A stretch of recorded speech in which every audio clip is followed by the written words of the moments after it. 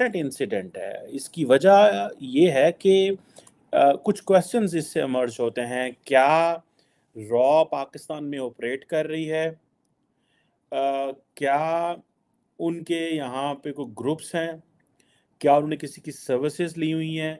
क्या वो third country से ऑपरेट कर रहे हैं? वो कहाँ से और क्या कर रहे हैं? और इस हवाले से पाकिस्तान की जो लॉ इन्फोर्समेंट एजेंसीज हैं, पुलिस जो है, they have not come up with any news. इससे पहले आपको याद होगा कश्मीर में एक हाफिज सईद के ग्रुप से एसोसिएटेड एक पर्सन थे जिनको कत्ल कर दिया गया था मस्जिद के अंदर। और सुनने में आ रहा है कि ये दिस इज़ व्हाट दे ये काफ़ी ज़्यादा लगे हुए हैं। अब ये क्वेश्चन जो है वो it will take some time to understand कि ये हो क्या रहा है।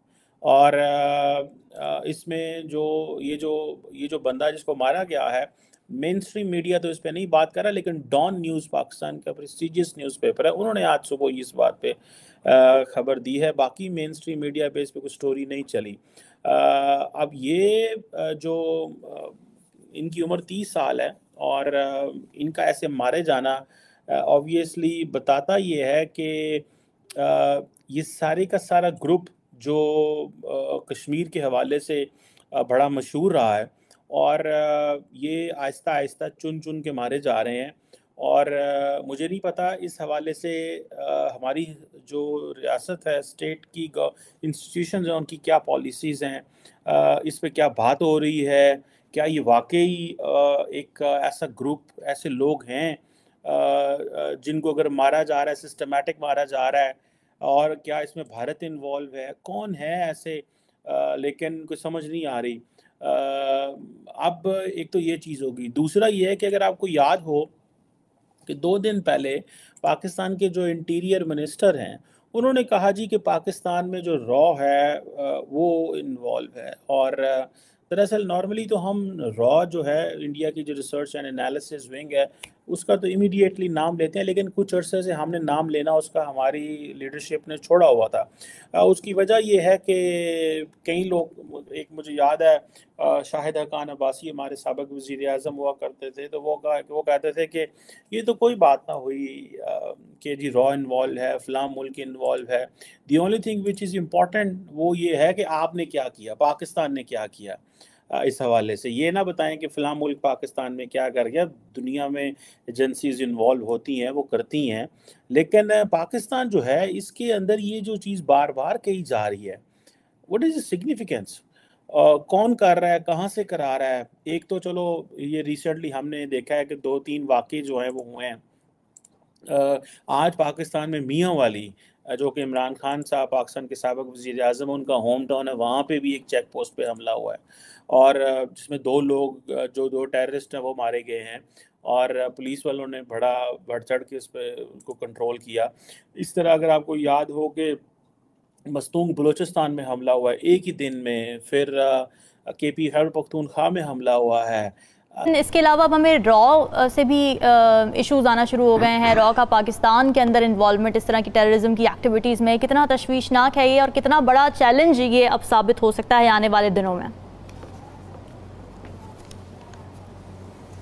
रामीन, ये सबसे पहले तो हम सब की तरफ से वो तमाम ख़ानदान जिनको के इन सदमात से गुज़रना पड़ रहा है, उनके साथ हमारी हमदर्दियाँ हैं, हमारी दुआएं उनके साथ हैं। नबी पाक सल्लल्लाहु अलैहि वसल्लम के विलादत के दिन इस तरह का वाक़या का पेश आना, यकीनन ये कोई मुसलमान इसमें शामिल नहीं हो सकता, ये तो तय बात है। दूसरी बात यह है कि इसको ये जो इस वक्त वाक़यात यानी फॉर इंस्टेंस मस्तूंग में या हंगू में पेश आ रहे हैं या जो पिछले दिनों हम देख रहे हैं, इसकी ख़ास तौर पे मस्तूंग के वाक़े की मैं चाहूँगा कि ज़रा आपके नाजरीन को इसकी फ़ौरी वजूहात जल्दी से बता दूं और इसके दूर रस जो इनके अज़ाइम हैं इस दहशत गर्दी के, उसकी तरफ थोड़ी सिर्फ इशारा करा। ज़रूर। फौरी तौर पे तो ये है कि अभी हमने देखा कि एक हरदीप सिंह नाम का जो कनेडियन है उसको रॉ ने जो है वो अपने स्टेशन कमांडर जो उधर थे पवन कुमार साहब, उनके ज़रिए कत्ल करवा दिया, सरेआम करवा दिया, खुले बंदों उनको कत्ल करवा दिया।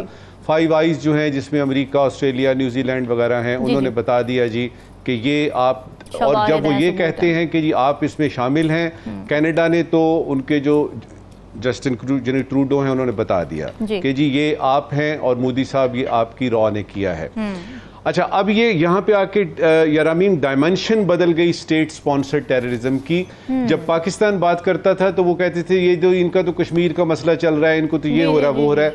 अब ये हुआ कि ये मकरूह चेहरे की जिसकी आपने और यानी राव साहब ने बात की है ना, दहशत गर्दी के हवाले से भारत का मकरूह चेहरा, अब ये हुआ कि ये आलमी मंजरनामे पे आता है और एक ऐसे मुल्क के बारे में आता है जो कि बहुत ही ज़्यादा पुरअमन और बहुत ही ज़्यादा, यानी यूं कहिए कि वो अमन के ख़्वाह लोग हैं। कनाडा से कभी इस तरह की कोई बात नहीं आई जी।